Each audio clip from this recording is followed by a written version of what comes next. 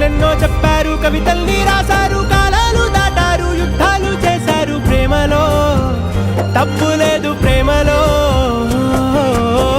వేల వేల వెన్నెలంత మీద వాలి వెలుగునంత మోయమంటే నేను ఎంత రే.